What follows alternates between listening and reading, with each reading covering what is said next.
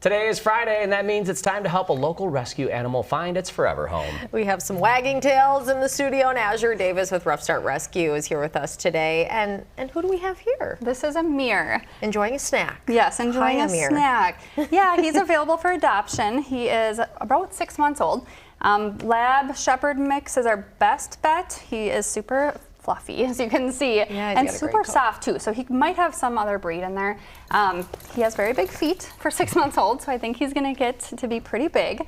As right now, he's in a foster home. He's only been in the rescue for a little over a week, but so far he's really good with. Well, he loves all people. He's a snuggler. He's very sweet. Yes, he's very, very sweet.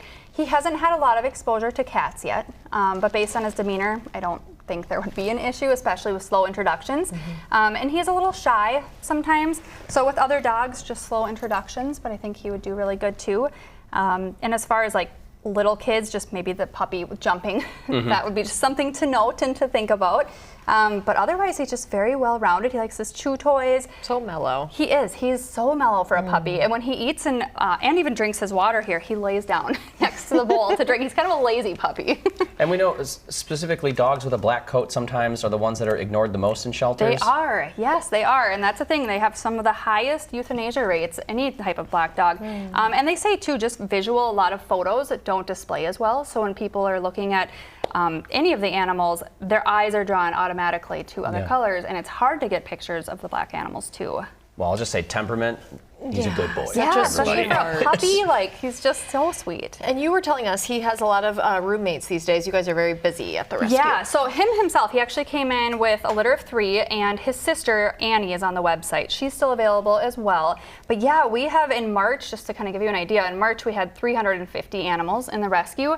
Puppy and kitten season is here now, and we have 614 animals in the rescue as of today. So it has really increased, and the need is still just there drastically. So we are absolutely needing more fosters and adopters. But really, when people foster, obviously when you foster an animal, it's still temporary, you know, until you find that animal's home. But we're looking for people that can come in and actually do really temp fostering. So let's say a weekend or a week. Because what we find is a lot of people are very interested in fostering, but if they have summer plans or maybe they're going to be gone over 4th of July, they don't sign up because they're worried about, you know, having that responsibility and not being able to go. So we're looking for people that are interested in just, you know, maybe a weekend or a week of temp fostering. Oh, that's interesting. That's perfect. I know I've what do you call it, dog sat for a weekend for friends, and that was a perfect amount for us, and this is quite similar to that. Yep, and it's kind of a good way too. If you have kids, especially that want a dog or a cat at home and you're not quite ready, if you want it just for the weekend or for the week, there's a huge need, and that would help us just to open those homes to bring more fosters in. Fantastic. You said he has siblings, all about the same look and coat and everything? Yeah, so Annie, she's actually in with the same foster, and we are going to be wanting to separate them because sometimes with siblings, they feed off of each other's energy. And so they have nervous energy, but together they do not. So we do want to find a new foster for one of them. He is posted right now for a new foster, so if somebody is interested, they could foster him. Ideally, we'd love just to get him adopted and go to his forever home. Or you could just stay here stare forever. into Aaron's eyes for good. He might go home with you. And one other thing I'll mention is if people are interested in fostering with Ruff Start, a couple of the good things to know is that we pay for everything. So with vet care, you don't have to worry about anything other than gas money to come to vet appointments, but we pay for all the vetting, all the supplies. I know anything that they need, we will provide.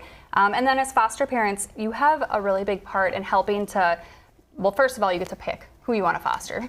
And then second of all, when we are looking for the adopters and people start applying, we really look to the foster parents to help pick that perfect applicant. So yeah, they have a big part in that. Great. Wonderful. Well, people can go to your website to learn more. Great to see you.